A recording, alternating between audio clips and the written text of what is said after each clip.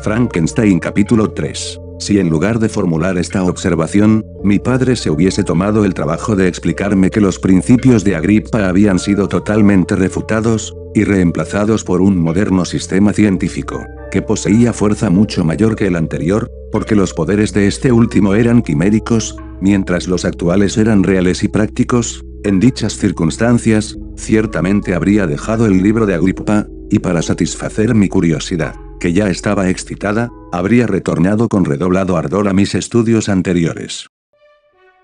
Aún es posible que el movimiento de mis ideas jamás hubiese recibido el impulso fatal que fue la causa de mi ruina, pero la ojeada superficial que mi padre dirigió al volumen de ningún modo me infundió la seguridad de que conocía el contenido, de modo que continué leyendo con la mayor avidez. Cuando regresé a casa, mi primer cuidado fue obtener todas las obras de este autor, y después las de Paracelso y Alberto Magno. Leí y estudié complacido las desenfrenadas fantasías de estos escritores, y creí que eran tesoros que pocos conocían, fuera de mí mismo. Ya he dicho que siempre había alentado en mí el ferviente anhelo de penetrar los secretos de la naturaleza. A pesar de los intensos trabajos y los excelsos descubrimientos de los filósofos modernos, mis estudios siempre me dejaron descontento e insatisfecho. Afírmase de ser Isaac Newton, que cierta vez contestó que se sentía como un niño que recoge conchillas a la orilla del vasto e inexplorado océano de la verdad, y sus sucesores en cada rama de la filosofía natural, los autores que yo había llegado a conocer,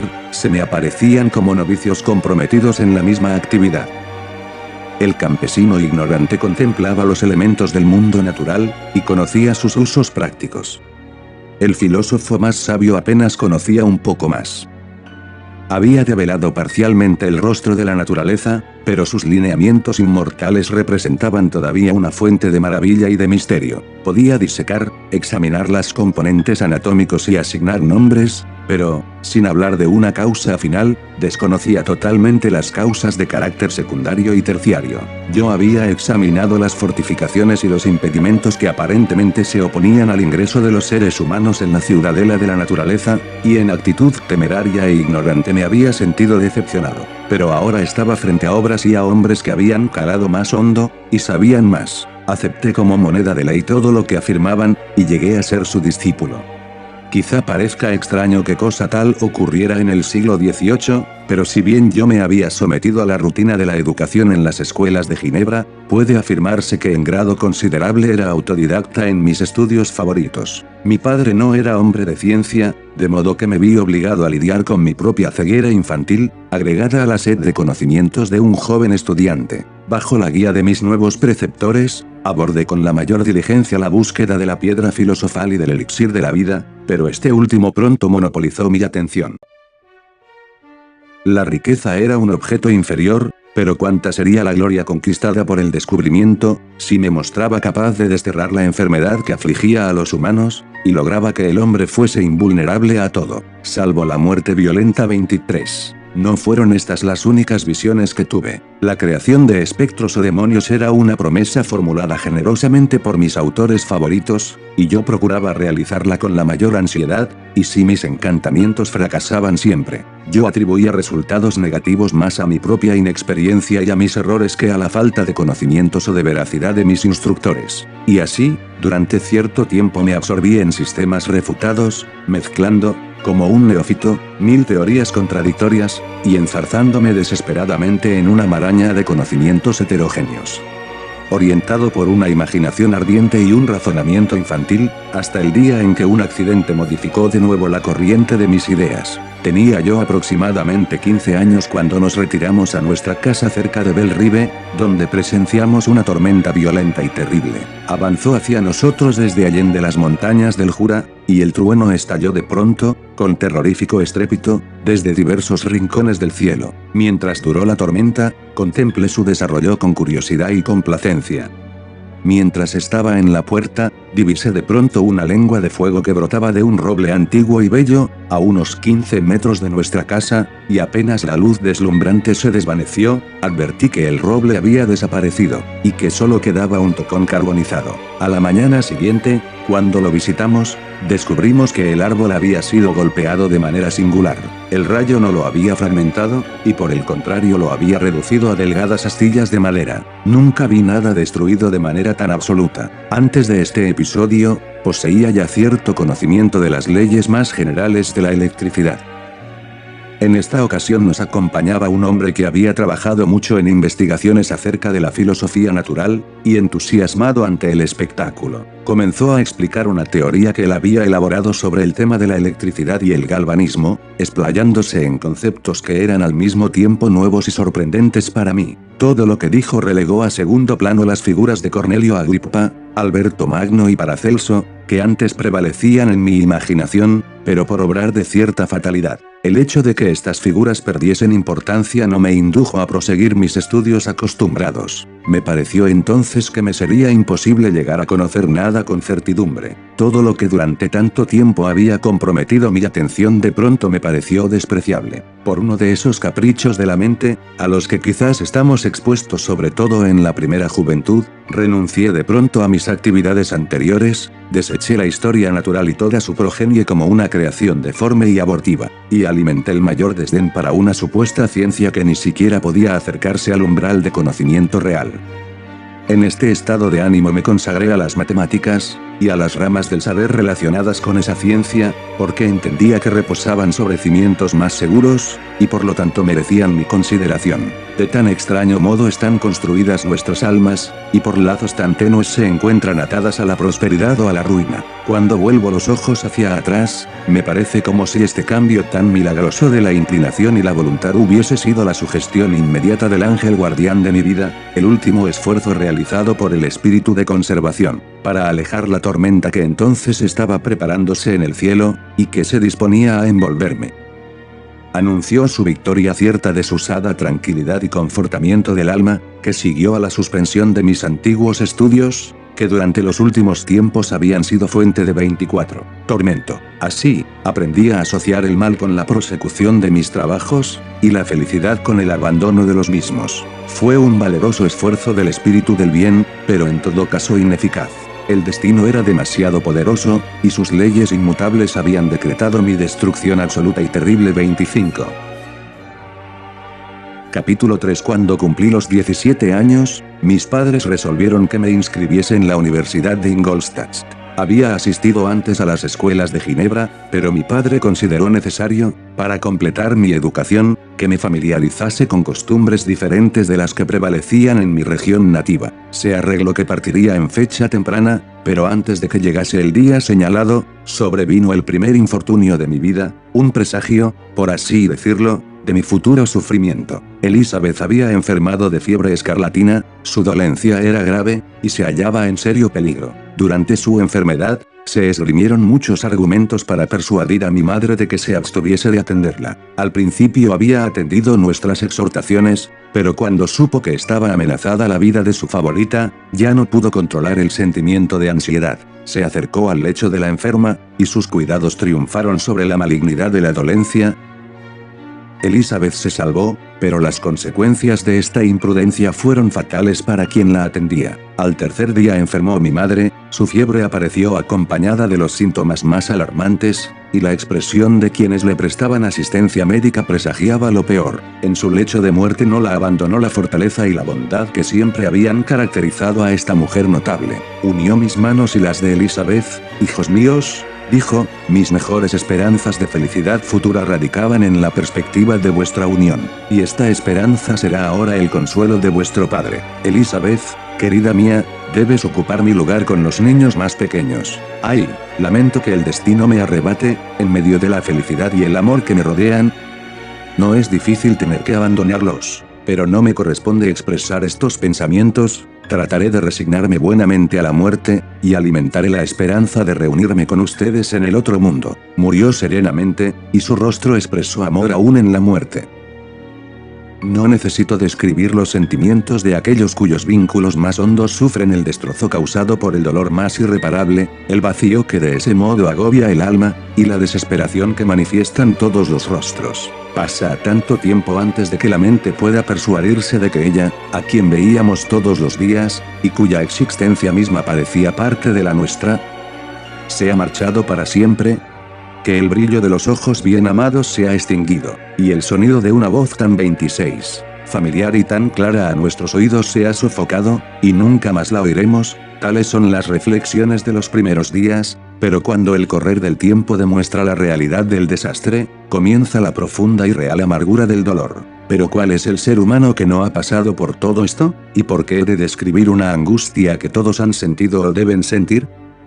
Finalmente llega el momento en que aún nos complacemos en el dolor, en lugar de ser este una necesidad, y aunque pueda parecer un sacrilegio, retorna a nuestros labios la sonrisa que otrora jugueteara en ellos. Mi madre estaba muerta, pero nosotros teníamos nuestras obligaciones, debíamos continuar viviendo, y sentirnos agradecidos de que la muerte no nos hubiese señalado.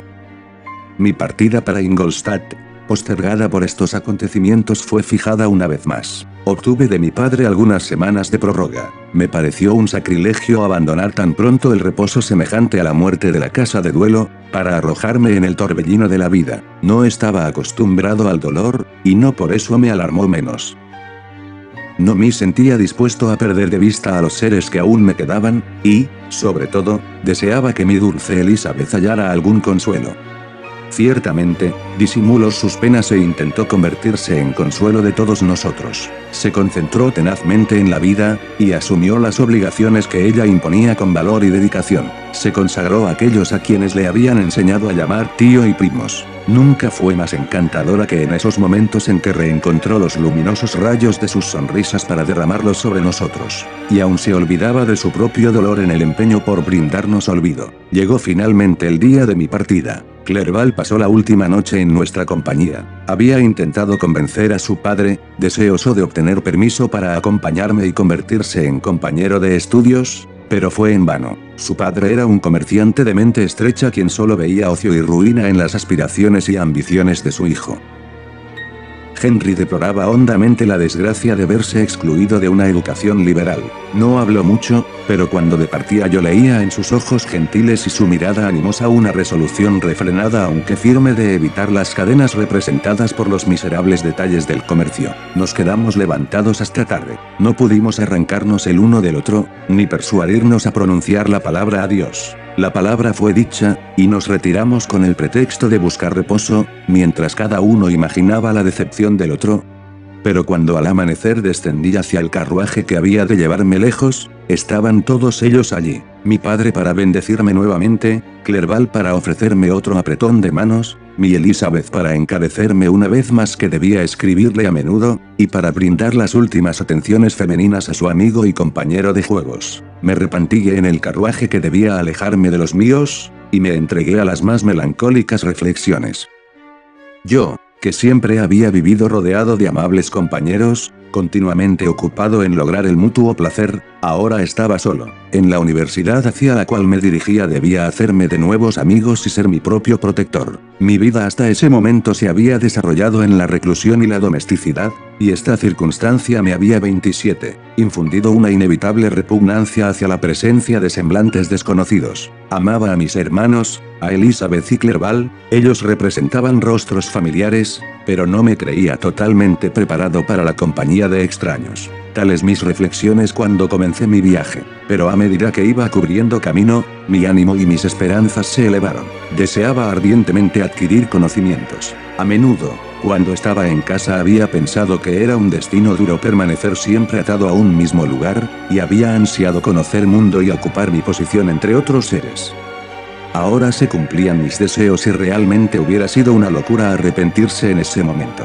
Tuve momentos de ocio apropiados para estas y muchas otras reflexiones durante mi viaje a Ingolstadt, que fue largo y fatigoso. Finalmente avisté el alto campanario blanco de la ciudad. Descendí del vehículo y fui llevado a mi solitario departamento, para pasar el resto de la noche según se me antojara. A la mañana siguiente entregué mis cartas de presentación y visité a los principales profesores. La casualidad o más bien el influjo maligno, el ángel de la destrucción asumió un omnipotente dominio sobre mí desde el momento en que alejé mis vacilantes pasos de la puerta de mi padre me condujo en primer lugar hacia M. Krempe. profesor de filosofía natural. Tratábase de un hombre tosco, pero profundamente imbuido en los secretos de su ciencia. Me formuló varias preguntas en relación con mis progresos en las diferentes ramas de la ciencia conectadas con la filosofía natural. Repliqué como al descuido, y, en parte por despecho, mencioné los nombres de mis alquimistas como los principales autores que había estudiado. El profesor me miró fijo. ¿Realmente ha perdido su tiempo estudiando esas tonterías?, me dijo. Respondí afirmativamente. Cada minuto, continuó Krempe con cierto calor, cada instante que ha malgastado en estos libros es tiempo total y completamente perdido. Ha cargado su memoria con sistemas superados y nombres inútiles. Santo Dios, ¿en qué desierto vivió? Que nadie tuvo la bondad de informarle que esas fantasías con las que tan tenazmente se empapó, tienen 1000 años de antigüedad, y que están tan mohosas como antiguas. Apenas si esperé, en esta época iluminada y científica, encontrar un discípulo de Alberto Magno y Paracelso. Mi estimado señor, debe comenzar sus estudios enteramente de nuevo. Mientras así hablaba, se apartó a un costado y apuntó una lista de varios libros que se ocupaban de filosofía natural y que me instó a conseguir, y me despidió. Después de mencionar que a comienzos de la semana siguiente intentaba dar comienzo a un curso de conferencias sobre filosofía natural en sus relaciones generales, y que el señor Waldman, profesor del claustro, hablaría sobre química en los días alternos que él omitía, regresé a casa, y no estaba desilusionado, pues ya dije que desde hacía tiempo consideraba inútiles a los autores desechados por el profesor, pero de ningún modo estaba más dispuesto a realizar esos estudios. El señor Krempe era un hombrecito rechoncho de voz áspera y semblante repulsivo, por lo tanto, el profesor no me predispuso en favor de sus objetivos. He ofrecido un resumen quizá demasiado filosófico y circunstanciado de las conclusiones a que llegué a edad más temprana. En mi adolescencia, no me contentaba con los resultados prometidos por los modernos profesores de la ciencia natural. Con una confusión de ideas achacable únicamente a mi extrema juventud y a mi deseo de contar con un guía en estas materias, había desandado los 28 pasos del conocimiento a lo largo de los senderos del tiempo, y troqué los descubrimientos de los investigadores recientes por los sueños de olvidados alquimistas. Además, alentaba cierto desprecio hacia la utilización de la moderna filosofía natural. Era muy diferente cuando los maestros de la ciencia perseguían la inmortalidad y el poder. Esos puntos de vista, aunque fútiles, eran grandes, pero ahora el escenario había cambiado. La ambición del investigador parecía limitarse a la aniquilación de aquellas visiones en las que se fundaba gran parte de mi interés en las ciencias. Se me pedía cambiar quimeras de ilimitada grandeza por realidades de escaso valor. Tales mis reflexiones durante los 2 o 3 primeros días de mi residencia en Ingolstadt, tiempo consagrado esencialmente a conocer los lugares y a los principales residentes de mi nueva morada. Pero cuando comenzó la semana siguiente, pensé en lo que el señor Krempe me dijera respecto de las conferencias. Y aunque no pude consentir en ir y escuchar a ese hombrecito vano hilvanando oraciones en el púlpito, recordé lo que me dijo acerca del señor Waldman, a quien nunca había visto, ya que se encontraba fuera de la ciudad. Parte por curiosidad y parte por ocio entré en la sala de conferencias en que el señor Waldman penetró poco después. Este profesor loco se parecía a su colega. Aparentaba unos 50 años de edad, pero su aspecto expresaba la mayor benevolencia, algunas canas cubrían sus sienes, el cabello de la coronilla era casi totalmente negro. Su estatura era baja, pero se mantenía notablemente erguido, y su voz era la más dulce que escuché jamás. Comenzó su conferencia con una recapitulación de la historia de la química y de las diversas innovaciones hechas por diferentes estudiosos, pronunciando con fervor los nombres de los más distinguidos descubridores. Luego ofreció un breve enfoque del estado actual de la ciencia, explicó muchos de sus términos elementales. Luego de haber realizado algunos experimentos preparatorios, concluyó con un panegírico de la moderna química, cuyos términos jamás olvidaré. Los antiguos maestros de esta ciencia, dijo, prometían imposibles y nada realizaron. Los maestros modernos prometen muy poco, saben que no es posible transmutar metales y que el elixir de la vida es una quimera. Pero estos filósofos, cuyas manos parecen haber sido hechas con el único propósito de revolver el barro y sus ojos para mirar por el microscopio o observar el crisol, verdaderamente realizaron milagros. Penetran en lo más recóndito de la naturaleza y muestran cómo funciona en su seno íntimo. Se elevan a las alturas, descubren cómo circula la sangre, y la naturaleza del aire que respiramos. Han adquirido poderes nuevos y casi ilimitados, pueden imponerse a los truenos del cielo, imitar el terremoto y aún burlarse del mundo invisible con sus sombras. Tales fueron las palabras del profesor, más bien permítame decir que tales fueron las palabras del Sino, enunciadas para destruirme. A medida que continuó, sentía como si mi alma estuviese luchando con un enemigo palpable, una por una se vieron tocadas las llaves que formaban el mecanismo de mi ser, cuerda tras cuerda sonó y pronto mi mente desbordaba en un pensamiento. Una concepción, un único propósito. «Esto es lo que has hecho», exclamó el alma de Frankenstein, mucho más deberás hacer, siguiendo los pasos ya marcados, seré precursor de una forma nueva. Exploraré los poderes ignorados y develaré al mundo los más hondos misterios de la creación 29. Aquella noche no cerré los ojos. Mi ser íntimo se encontraba en estado de insurrección y turbulencia, sentí que ese orden surgiría, pero no tenía el poder de producirlo. Gradualmente, con el amanecer, me invadió el sueño. Desperté y mis pensamientos de la víspera eran como una fantasía. Solo permanecía incólume, mi decisión de volver a mis antiguos estudios, y de consagrarme a una ciencia para la cual creía poseer un talento natural. El mismo día presenté mis respetos al señor Waldman. Sus modales en privado eran aún más dulces y atractivos que en público, pues había cierta dignidad en su semblante mientras dictaba la conferencia, rasgo que en su propio hogar era reemplazada por la mayor afabilidad y gentileza. Le ofrecí casi el mismo resumen de mis estudios previos que a su colega. Escuchó atentamente la breve narración relacionada con mis estudios y sonrió ante los nombres de Cornelio Agripa y Paracelso, pero sin el despecho que exhibiera el señor Krempe. Dijo que eran hombres con cuyo infatigable celo los filósofos modernos tenían una deuda de gratitud, pues les debían la mayor parte de los fundamentos de su conocimiento. Nos dejaron, tarea más fácil, la labor de poner nombres nuevos y de ordenar en clasificaciones orgánicas, los hechos que ellos tuvieron el mérito de llevar a luz. Las obras de los hombres de genio, aunque hayan seguido una dirección equivocada, casi nunca dejan de aprovechar a la humanidad. Escuché esta declaración, formulada sin presunción ni afectación, y luego añadí que su conferencia había eliminado mis prejuicios contra los químicos modernos, me expresé en términos medidos, con la modestia y la deferencia que un joven debe a su instructor, sin dejar escapar, la inexperiencia de la vida me hubiera hecho sentir vergüenza, nada del entusiasmo que estimulaba los trabajos que me proponía realizar. Pedí su consejo en relación con los libros que debía procurarme. Me siento feliz, dijo el señor Waldman, de haber ganado un discípulo, y si su aplicación corre pareja con su habilidad, no dudo de su éxito. La química es la rama de la filosofía natural en la cual se han hecho y pueden hacerse las más grandes innovaciones, es por ese motivo que la elegí como mi propio estudio, pero al mismo tiempo no he descuidado las otras ramas de la ciencia. Un hombre sería un pobre químico si atendiera solo a esa rama del saber humano. Si su deseo es convertirse realmente en hombre de ciencia, y no meramente en experimentador de poca monta, debo aconsejarle que se dedique a todas las ramas de la filosofía natural, incluyendo las matemáticas. Luego, me llevó a su laboratorio, y me explicó los usos de las diversas máquinas que allí había, me indicó cuáles debía conseguir, y prometió que me permitiría usar las suyas cuando hubiese avanzado en el conocimiento de la ciencia lo necesario para no desarreglar sus mecanismos. También me entregó la lista de libros que yo le había solicitado, después de lo cual me marché. Así concluyó un día memorable para mí, pues en él se definió mi destino futuro.